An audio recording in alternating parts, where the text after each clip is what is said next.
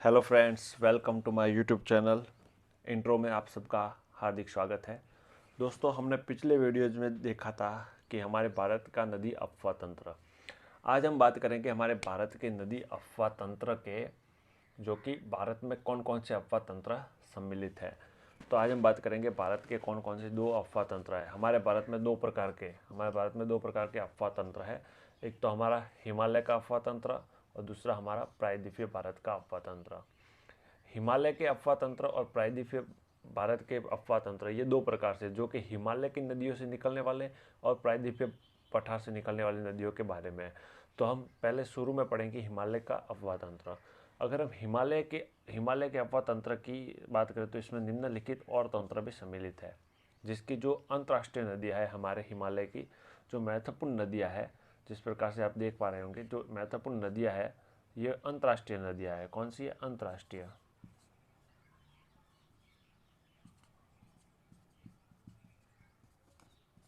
ये हमारी अंतर्राष्ट्रीय नदियाँ है, जो कि एक देश से दूसरे देश में भी प्रवेश करती है। तो हिमालय के अफवाह तंत्र में निम्नलिखित तीन नदी तंत्र सम्मिलित होते हैं, जिसमें से आता है हमारा सिंधु नदी तंत्र, दूसरा है गंगा नदी तंत्र और तीसरा है ब्रह्मपुत्र नदी तंत्र। सिंधु नदी तंत्र, गंगा नदी तंत्र और ब्रह्मपुत्र नदी तंत्र, ये तीनों नदियाँ हमारे हिमालय से ही उत्पन्न होती है, हमारे हिमालय से ही उत्पन्न होती है और वहीं से प्रवाहित होती है, जो कि दूसरे, इनका जो उद्गम स्थल होता है जो दूसरे देशों में भी होता है। तो हम सबसे पहले पढ़ेंगे सिंधु नदी तंत्र। ये हमारा हिमालय के अफवाह तंत्र के अंदर सम्मिलित है। तो सबसे पहला हम पढ़ेंगे सिंधु नदी तंत्र। तो सिंधु नदी तंत्र के बारे में अगर हम बात करें तो मैं आपको एक डायग्राम के माध्यम से पूरा अफवाह तंत्र है जो कि सिंधु नदी का, वो आपको समझाना चाहूँगा। ठीक है दोस्तों, तो हम शुरू करते हैं हमारा सिंधु नदी तंत्र। अगर हम सिंधु नदी तंत्र की बात करें तो आपके सामने ये एक डायग्राम आपको दिख रहा होगा।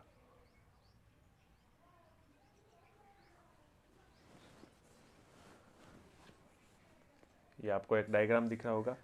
सिंधु नदी तंत्र की अगर हम बात करें तो सिंधु नदी तंत्र, जिसकी लंबाई, अगर सिंधु नदी की लंबाई की अगर हम बात करें तो हमारे जो सिंधु नदी की लंबाई की बात करें तो ये, इसकी कुल लंबाई की अगर हम बात करें तो 2880 किलोमीटर इसकी कुल लंबाई है। कितनी है? 2880 किलोमीटर इसकी कुल लंबाई है, जो कि हमारे मानसरोवर झील इसका उद्गम स्थल है, जो कि एक बोखरचू ग्लेशियर पर स्थित है, जो कि कैलाश रेंज में स्थित है। कैलाश रेंज के अंदर जो हमारा मानसरोवर झील स्थित है, वहाँ से सिंधु नदी का उद्गम होता है। ठीक है दोस्तों, और जो ये हमारे भारत से होकर, पाकिस्तान से होकर, ये हमारे अरब सागर में अपना पानी गिराती है। ठीक है, तो इस नदी की अगर कुल लंबाई की बात की जाए, मानसरोवर झील से लेकर जहाँ पर अरब सागर में अपना पानी गिराती है, तो ये कुल लंबाई इसकी 2880 किलोमीटर है। अगर भारत में इसकी बात करें, अगर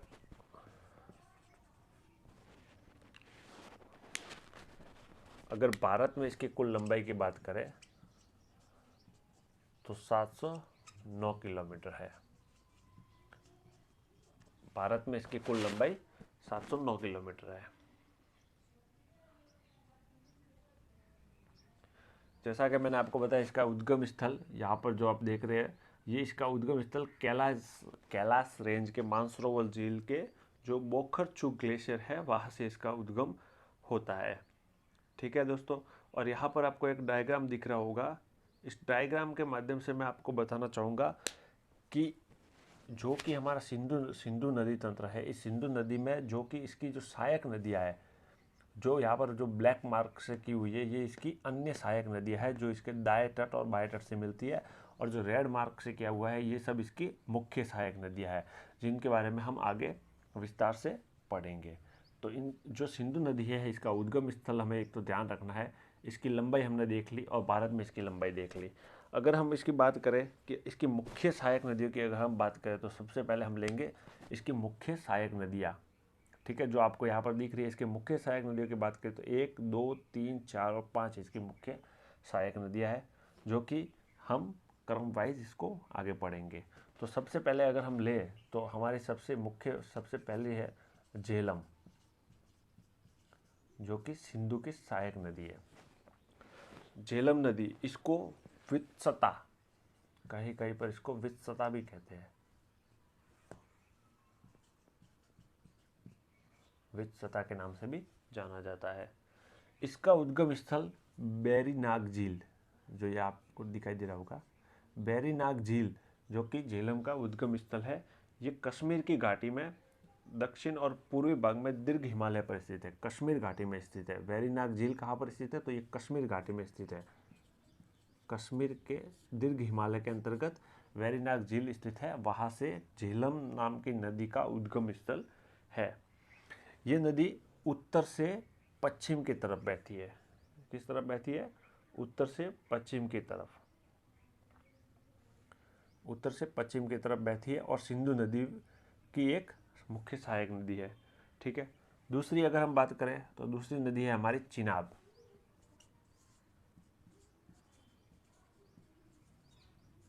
चिनाब इसकी दूसरी नदी है, जिसको कहीं कहीं पर अश्कनी के नाम से भी जाना जाता है। अगर इसका उद्गम स्थल अगर देखें तो चिनाब नदी का उद्गम स्थल हिमाचल प्रदेश के बारालाचा दर्रे से होता है। हिमाचल प्रदेश का जो बारालाचा दर्रा है वहाँ से चिनाब नदी का उद्गम होता है। ठीक है। और इसकी दो भुजाएं हैं। चिनाब नदी की दो भुजा है, जिसे चंद्रभागा के नाम से भी जाना जाता है। हिमाचल प्रदेश में चिनाब नदी की दो भुजा है, जिसे चंद्रभागा के नाम से जाना जाता है। किस नाम से जाना जाता है? चंद्रभागा के नाम से चिनाब नदी को जाना जाता है, जो कि हिमाचल प्रदेश में इसकी दो भुजाएं, ये दो भागों में बढ़ जाती है। इसकी अगर हम लंबाई की बात करें तो इसकी कुल लंबाई, भारत में अगर इसकी लंबाई की बात करें तो 1180 किलोमीटर इसकी कुल लंबाई है। चिनाब नदी की हमारे 1180 किलोमीटर कुल लंबाई है।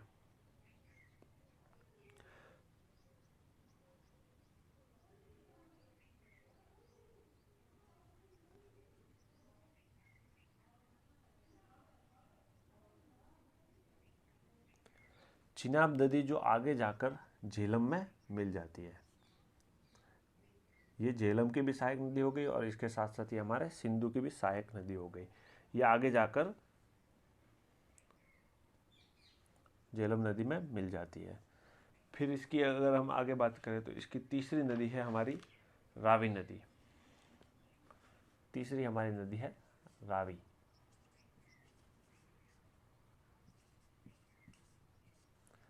रावी नदी का अगर हम उद्गम देखें तो ये एक कुल्लू के पास रोहतांग दर्रा, जहाँ पर कुल्लू मनाली, कुल्लू के पास रोहतांग दर्रे से रावी नदी का उद्गम होता है, जो कि ये आगे जाकर चिनाब में मिल जाती है।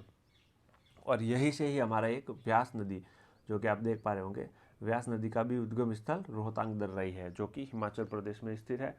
इन दोनों नदियों का उद्गम स्थल रोहतांग दर्रे से होता है, लेकिन जो हमारी रावी नदी है इसकी ये जो है आगे जाकर चिनाब में मिल जाती है और चिनाब और झेलम के साथ ही अपना पानी सिंधु नदी के तंत्र में मिला देती है। जो हमारी ये रावी नदी है, अगर इसकी हम लंबाई की बात करें, इसकी कुल लंबाई की अगर हम बात करें तो ये 725 किलोमीटर है। 725 किलोमीटर इसकी कुल लंबाई है। ये नदी भी क्या करती है, जो कि पीर पंजाल के पश्चिम तथा धौलाधार श्रेणी के उत्तरी ढलानों का जल अफवाह करती है। और फिर ये नदी आगे जाकर, जो कि हमारे भारत की, जो भारत और पाकिस्तान की बॉर्डर है, वहाँ पर जो गुरदासपुर व अमृतसर में जो भारत पाकिस्तान की बॉर्डर है, वहाँ से गुजरती हुई ये लाहौर में प्रवेश कर जाती है रावी नदी। ठीक है। इसके बाद हम बात करेंगे हमारी जो चौथी नदी है व्यास की।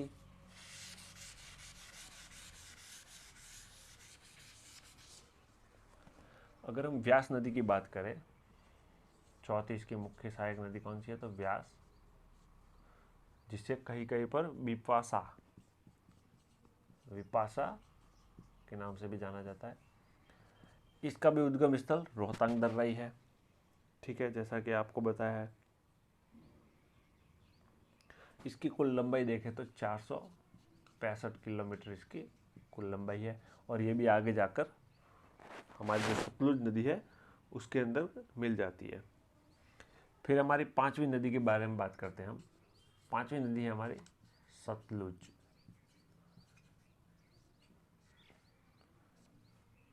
सतलुज नदी की बात करेंगे। इसका उद्गम स्थल अगर हम देखें तो इसका उद्गम तिब्बत में स्थित कैलाश पर्वत के दक्षिण में एक राक्षस ताल के नाम के ग्लेशियर से होता है। ये तिब्बत में स्थित है, जो कि कैलाश पर्वत पर ही है। इस नदी का उद्गम होता है।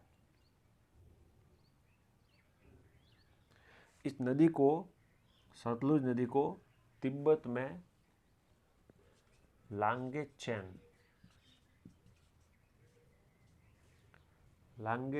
खंबाब के नाम से जाना जाता है। ठीक है। इसके और महत्वपूर्ण बात करें तो ये नदी शिवकिला दर्रे से होते हुए हमारे हिमाचल प्रदेश में प्रवेश करती है। इस नदी की अगर हम बात करें तो ये शिवकिला दर्रे से होकर हमारे हिमाचल प्रदेश में प्रवेश करती है और वहाँ से जाकर ये सिंधु नदी में मिल जाती है। इस नदी की अगर हम लंबाई की बात करें तो ये कुल 1050 किलोमीटर लंबी है। 1050 किलोमीटर लंबी है। ये तो थे हमारे सिंधु नदी तंत्र की कुछ महत्वपूर्ण यानी मुख्य सहायक नदियाँ। अब हम बात करते हैं कुछ इसकी अन्य नदियाँ जो इसके बाएं तट और दाएं तट से मिलने वाली नदियाँ हैं। अगर इसके इस तरफ वाले तट से देखें तो यहाँ से हमें एक नदी दिखाई दे रही होगी काबुल, जो कि काबुल से आती है, और इसके साथ ही एक स्वात नाम की नदी जो इसमें मिलकर ये सिंधु की सहायक नदी बन जाती है। गिलगित से देखें तो गिलगित से ये वाली नदी यहाँ पर आकर मिल जाती है सिंधु से। लद्दाख के अंदर देखें तो ये एक जो सियाचिन है हमारा, सियाचिन ग्लेशियर से एक नदी का उद्गम हो रहा है, जो कि श्योक नाम की नदी है, जो कि वो भी हमारे सिंधु नदी में मिल जाती है।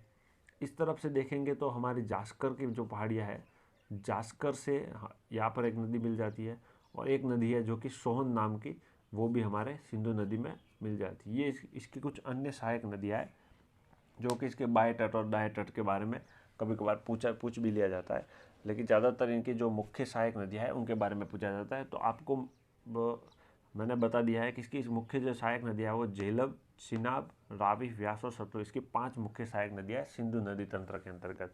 तो ये तो होता हमारा सिंधु नदी तंत्र। अब आगे हम बात करेंगे गंगा नदी तंत्र के बारे में। तो आपको उम्मीद करता हूँ ये आपको समझ में आ गया होगा। सिंधु नदी तंत्र के बारे में बस इतनी ही जो बातें हैं, जो इम्पोर्टेंट चीज़ें थी, मैंने आपको बता दी है। इनकी जो कि लंबाई और कहाँ से इनका जो उद्गम स्थल है और ये किस नदी की सहायक नदियाँ हैं उनके बारे में पूछा जाता है। तो दोस्तों हम आगे बात करेंगे गंगा नदी तंत्र के बारे में। चलिए दोस्तों, अब हम बात करते हैं गंगा नदी तंत्र के बारे में। गंगा नदी तंत्र, अगर गंगा नदी तंत्र, अगर जो हमारी गंगा नदी है, अगर इसकी कुल लंबाई की बात की जाए, सबसे पहले हम देख लेते हैं इसकी कुल लंबाई। तो इसकी कुल लंबाई कितनी है? 2525 किलोमीटर।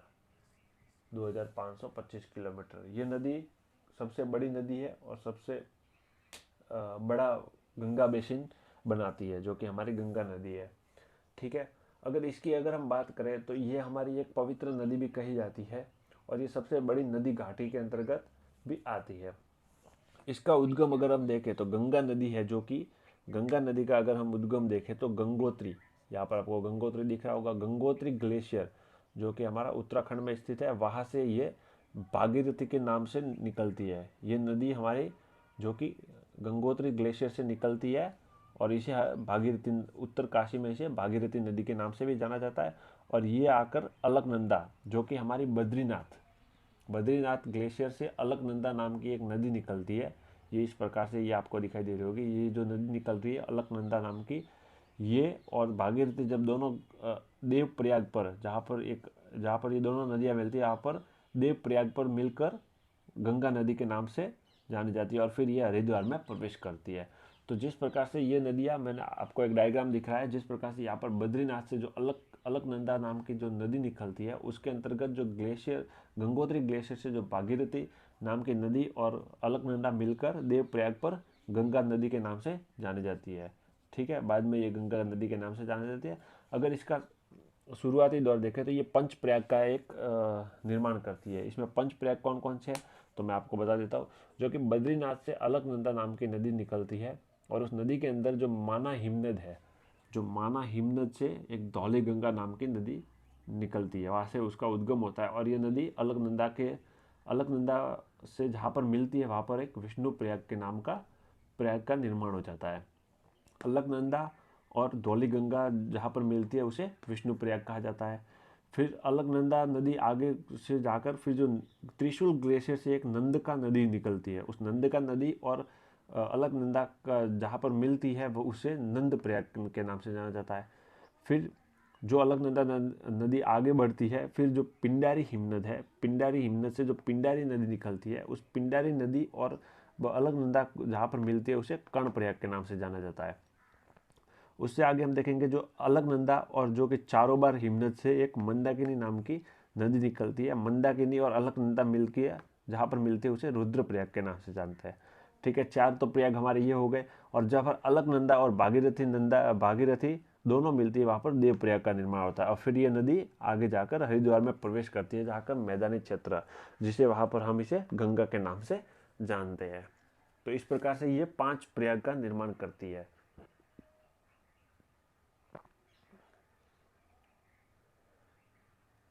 और ये नदी आगे जाकर बंगाल में भी 2 भागों में, यानी कि जहाँ पर हमारा बांग्लादेश स्थित है उस बांग्लादेश के अंदर ये प्रवेश करती है, तो यहाँ पर 2 भागों में वितरित हो जाती है। एक भाग इसका जो कि हमारे पश्चिम बंगाल में और एक बांग्लादेश में चला जाता है। जो पश्चिम बंगाल में चला जाता है उसे हुगली नदी के नाम से जाना जाता है, हुगली नदी के नाम से पश्चिम बंगाल में। और जो हमारी बांग्लादेश में विभाजित हो जाती है उसे पद्मा के नाम से जानते हैं। अब ये तो थी हमारे गंगा नदी का जो उद्गम स्थल, इसकी लंबाई और ये कौन कौन से प्रयागों का निर्माण करती है।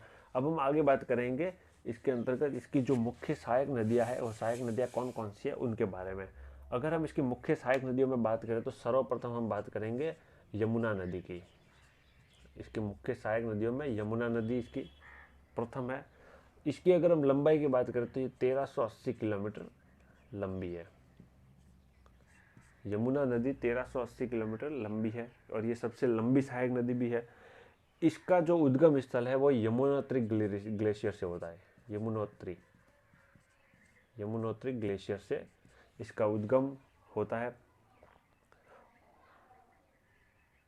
जो कि बंदरपुंछ में स्थित है। हिमालय के बंदरपुंछ श्रेणी में जो कि ये यमुनोत्री ग्लेशियर है वो स्थित है। ये नदी गंगा के समानांतर बहती है। और ये बाद में जो इलाहाबाद है, जहाँ पर जो यहाँ से जिस प्रकार से हमारी गंगा नदी यहाँ पर बहती है और इस प्रकार यमुना नदी भी बहकर जहाँ पर ये गंगा से मिलती है वहाँ पर प्रयागराज, यानी जो कि जहाँ पे हमारा वर्तमान इलाहाबाद स्थित है, यहाँ पर ये दोनों नदियों का संगम होता है। अगर हम इसके दाहिने तट पर जो नदियाँ इससे मिलती है, अगर उसकी बात करें, गंगा नदी के जो दाहिने तट पर अगर जो नदियाँ इससे मिलती है, अगर उनकी बात करें तो उनमें चंबल नदी, सिंध, बेतवा व केन, ये 4 नदियां हैं जो हमारे दाहिने तट से निकलती है। और जब इसके बाएं तट पर मिलने वाली नदियों में हिंडन, रिंद, सेंगर और वरुणा, ये 4 नदियां इसके बाएं तट पर मिलती है। ठीक है, ये इसकी कुछ महत्वपूर्ण दाएं तट वाली और बाएं तट वाली नदियों के नाम हैं जो कि हमारे गंगा नदी के अंतर्गत शामिल है। आगे अगर हम बात करें तो ये आपको एक मैप दिख रहा होगा, ये हमारे भारत का मैप, जहाँ से ये एक गंगा नदी दिखाई गई है और ये यमुना नदी। अब यमुना नदी की जो सहायक नदियाँ है वो इस तरफ से आकर इसमें मिल जाती है, और यमुना और गंगा जहाँ पर मिलती है वहाँ पर इलाहाबाद, जहाँ प्रयागराज कहलाता है। अब गंगा के जो उत्तर की तरफ से जो मिलने वाली नदियाँ हैं वो उनमें जो मुख्य सहायक नदियाँ हैं उसके बारे में हम बात करें, जो इस तरफ से गंगा में मिलती है। उनमें हमारी आती है एक तो गंडक नदी। यह नदी जो कि यहाँ पर जो हमारा नेपाल स्थित है और यहाँ पर जो हम माउंट एवरेस्ट यहाँ से निकलकर हमारे गंगा के अंतर्गत मिल जाती है। ये सोनपुर में जाकर गंगा में मिल जाती है हमारी गंडक नदी एक तो। फिर दूसरी आती है इसकी घाघरा नदी। ये भी एक महत्वपूर्ण नदी है, इसकी मुख्य सहायक नदी है। ये मापचा चुंगो हिमनद से निकलती है। यह मापचा चुंगो हिमनद से निकलती है।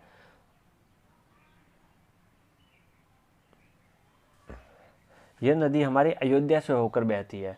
जो हमारी घाघरा नदी है, घाघरा नदी वो हमारी अयोध्या से होकर बहती है और ये मापसा चुंगो ग्लेशियर से निकलती है, जो कि ये नदी छपरा में जाकर गंगा में मिल जाती है। ठीक है, जो इस तरफ से हमारी ये नदियाँ कुछ सहायक नदियाँ है जो इस प्रकार से इसमें हमारी मुख्य गंगा नदी में मिल जाती है। फिर आती है हमारी राम गंगा, जो कि कन्नौज के निकट गंगा के बाएं तरफ से मिलने वाली प्रथम सहायक नदी है। जो कि हमारी राम गंगा है, जो यहाँ से जो कन्नौज से निकलती है और यहाँ पर आकर गंगा में मिलने वाली जो कि प्रथम सहायक नदी है वो राम गंगा है। फिर इस तरफ से हमारी जो इस तरफ से एक नदी बहकर जो हमारे गंगा में मिलती है उसे हम दामोदर नदी कहते हैं। दामोदर नदी जो कि हमारे छोटा नागपुर पठार के पूर्वी किनारे से बहती है और ये हुगली नदी के नज़दीक में आकर मिलती है। जो कि यह हमारी हुगली नदी है, इसके नज़दीक में आकर ये नदी इसके अंतर्गत मिल जाती है। फिर अगर हम बात करें चंबल नदी की, तो चंबल नदी ये मालवा के पठार के महू के निकट एक विंध्यन श्रेणी से निकलती है। चंबल नदी जो हमारी है मालवा के पठार से निकलती है। कहाँ से निकलती है? मालवा के पठार से निकलती है, जो कि मध्य प्रदेश में स्थित है।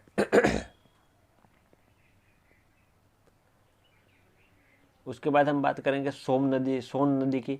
सोन नदी जो कि हमारी अमरकंटक पहाड़ से निकलती है। यहाँ पर जो हमारा अमरकंटक पहाड़ है वहाँ से निकलकर यह भी हमारी जो कि गंगा में मिल जाती है। फिर इसकी शारदा, जो कि इसका उद्गम अगर हम देखेंगे शारदा नदी का, तो ये नेपाल हिमालय से निकलती है। जो कि शारदा नदी है हमारी, यहाँ से नेपाल हिमालय से निकलती है और गंगा में मिल जाती है।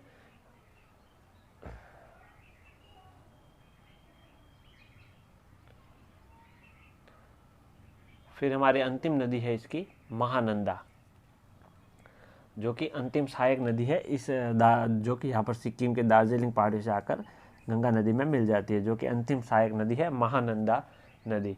ये थी हमारी कुछ गंगा नदी तंत्र के बारे में, इसकी जो महत्वपूर्ण सहायक नदी है और जो इसकी जो सहायक नदी की भी सहायक नदी उनके बारे में बात किया। अब हम बात करेंगे आगे ब्रह्मपुत्र नदी तंत्र के अंतर्गत। अब हम बात करते हैं ब्रह्मपुत्र नदी तंत्र। ब्रह्मपुत्र नदी तंत्र की बात करें तो इसका उद्गम भी मानसरोवर झील से ही होता है। इसका उद्गम कैलाश पर्वत श्रेणी के मानसरोवर झील के निकट जो चेमायुंगडुंग कहाँ से होता है इसका उद्गम? तो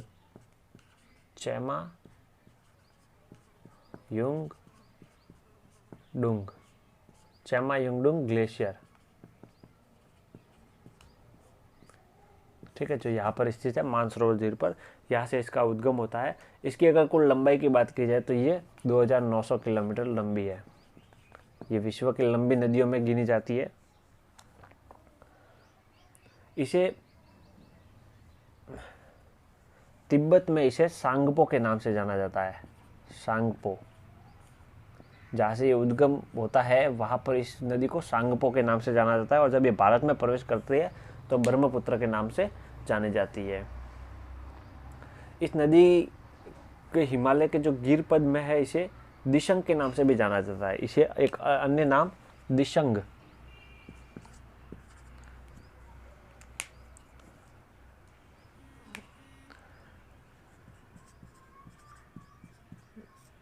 के नाम से भी जाना जाता है।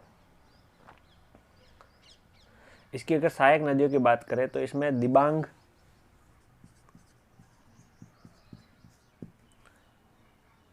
शिकांग और लोहित, ये इसकी कुछ सहायक नदियां हैं जो कि इसके बाएं तट से मिलती है। कहाँ से मिलती है? तो बाएं तट से।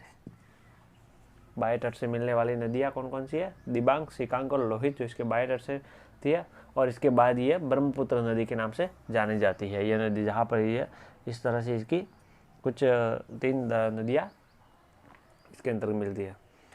इसकी अन्य नदियों की बात की जाए, इसके दाएं तट से मिलने वाली नदियों में बात की जाए तो सुबनसिरी,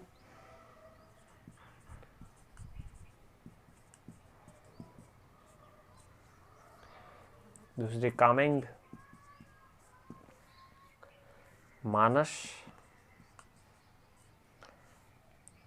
संकोच और तीस्ता, ये उसकी दाएं तट की नदियाँ है जो कि इस तरफ से इसके अंतर्गत, इस तरफ से इसकी सहायक नदियों को मिलकर बनाती है। ब्रह्मपुत्र नदी जब बांग्लादेश में प्रवेश करती है तो वहाँ पर इसके दाएं किनारे पर तीस्ता नदी, मैंने कहा ना, तीस्ता नदी इसके अंतर्गत मिल जाती है और बाद में इसे जमुना के नाम से जाना जाता है। ब्रह्मपुत्र नदी को बांग्लादेश में जमुना के नाम से जाना जाता है। इसके आप अलग अलग नाम याद रखेंगे। इसे तिब्बत में सांगपो, जब ये दिबांग, शिकांग और लोहित, इसके बाएं तट से नदियाँ जो मिलकर हमारे भारत में प्रवेश करती है इसके साथ, तब इसे ब्रह्मपुत्र, और जब ये बांग्लादेश में प्रवेश करती है तो इसे जमुना के नाम से जाना जाता है। ठीक है दोस्तों, तो आज का वीडियो हमारा यही तक था। ये तो था हमारा हिमालय का अफवाह तंत्र, उसके अंतर्गत हमने सिंधु, गंगा और ब्रह्मपुत्र नदी तंत्र पढ़े। अब हम अगले वीडियो में लेके आएंगे प्रायद्वीपीय पठार की मुख्य नदियाँ और उनकी सहायक नदियों के बारे में कुछ महत्वपूर्ण और रोचक जानकारी। उम्मीद करता हूँ दोस्तों आपको ये वीडियो पसंद आया होगा। अगर आपको पसंद आया तो लाइक, शेयर और सब्सक्राइब जरूर करें चैनल को। तब तक के लिए धन्यवाद।